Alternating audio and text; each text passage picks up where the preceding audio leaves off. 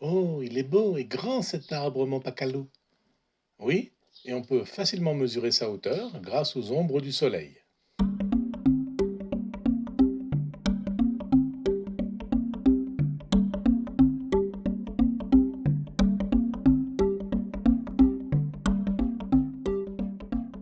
Alors allons-y. Nous allons utiliser un fameux théorème, le théorème de Thalès. Dans notre cas à nous, on va mesurer la longueur de l'ombre de l'arbre en nombre de pas par exemple. Et on fait pareil avec ma propre ombre. Je prends un repère au sol, là au bout de mon ombre, et je compte le nombre de pas. Alors, si on appelle grand H la hauteur de l'arbre et grand O la longueur de son ombre, et si on appelle H ma taille et O la longueur de mon ombre, petit o, eh bien en regroupant les deux schémas, nous sommes dans les conditions d'application du théorème de Thalès. Et donc grand H sur petit h est égal à grand O sur petit o. Et en multipliant par petit h des deux côtés, grand H est égal à grand O sur petit o que multiplie H. Alors moi, je sais que je fais 1,80 m de hauteur, et j'ai mesuré mon ombre, il me fallait faire un pas. L'ombre de l'arbre, lui, fait 5 pas. Donc, en appliquant la formule, la hauteur de l'arbre, c'est 5 que divise 1 que multiplie 1,8, c'est-à-dire 9 mètres.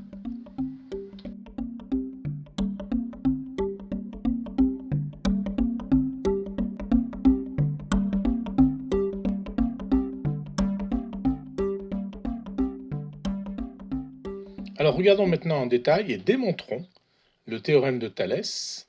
Thalès, c'est la personne que vous voyez sur l'écran.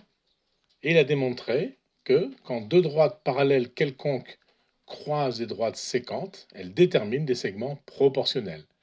Sur le schéma, AB que divise CD est égal à AE que divise CE est égal à BE que divise DE. Alors la démonstration est assez facile avec tout ce que nous avons déjà étudié dans les vignettes précédentes. Alors les triangles BCD et ACD ont la même base CD et la même hauteur entre AB et CD. Ils ont donc la même surface. En ajoutant la même quantité de la surface CDE de chaque côté, nous obtenons à gauche surface de BCD plus surface de CDE, qui est égale à la surface de BCE, et à droite, surface de ACD plus surface de CDE, qui est égale à la surface du triangle ADE.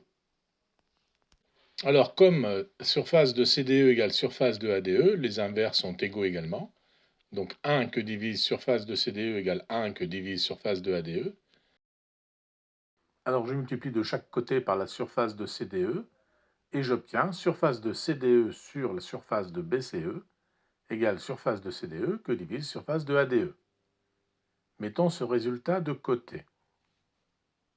Alors traçons maintenant la hauteur H1 qui va de C sur le côté BE et la hauteur H2 qui va de D sur le côté AE.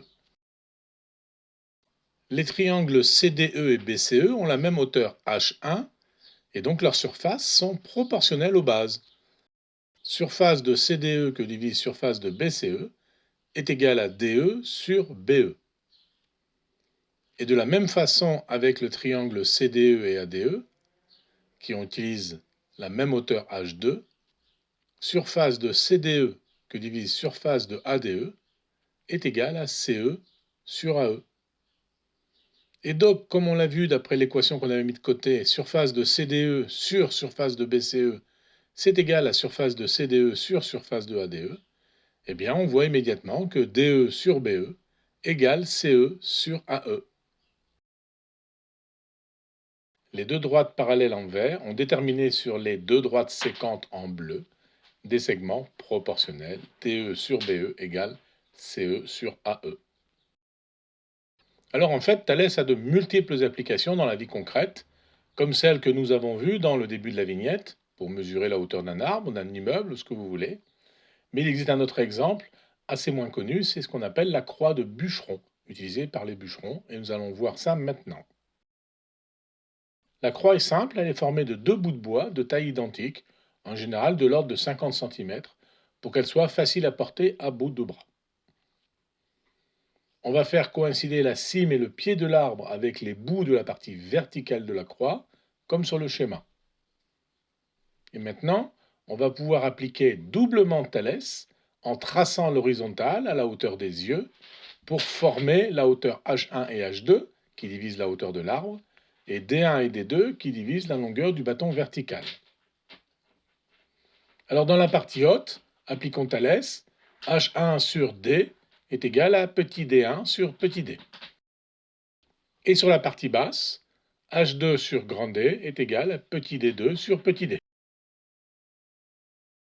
Alors de ces deux équations, on obtient immédiatement la première équation H1 égale D que multiplie D1 que divise petit d. Et la deuxième équation, H2 égale grand D que multiplie petit d2 que divise D. Maintenant, en sommant 1 et 2, eh bien, comme grand H est égal à grand H1 plus grand H2, c'est égal à D que multiplie D1 sur D plus D que multiplie D2 sur D. On peut donc factoriser grand D sur petit d, et on obtient grand D sur petit d somme de D1 plus D2. Mais D1 plus D2, c'est précisément égal à petit d. On a donc grand D sur petit d que multiplie petit d, les deux D s'annulent, et il reste juste grand D. Et on vient de démontrer que grand H égale grand D. En fait, la hauteur grand H de l'arbre vaut la distance grand D.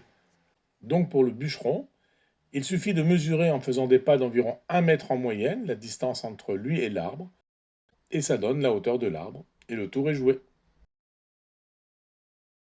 Alors maintenant qu'on a vu Thalès, on peut parler des triangles semblables. En fait, nous aurions pu parler d'abord des triangles semblables, puis parler de Thalès, tant les deux sujets sont quasiment le même sujet. On dit que deux triangles sont semblables s'ils sont égaux à un facteur d'agrandissement ou de réduction près, et leurs côtés sont proportionnels 2 à 2. Si je rapproche A et A' des deux triangles AB et A'B'C', et en faisant tourner le triangle A'B'C', eh bien on voit que nous nous retrouvons dans le cas d'application de Thalès, où les côtés BC et B'C' sont parallèles. Et on obtient la première équation, A'B' que divise AB, égale A'C' que divise AC. En mettant maintenant B sur B', eh bien on trouve directement et de la même manière l'équation numéro 2, B'A' sur BA égale B'C' sur BC. Et si maintenant je bouge le triangle pour que C coïncide avec C', eh bien on trouve A'C' sur AC égale B'C' sur BC.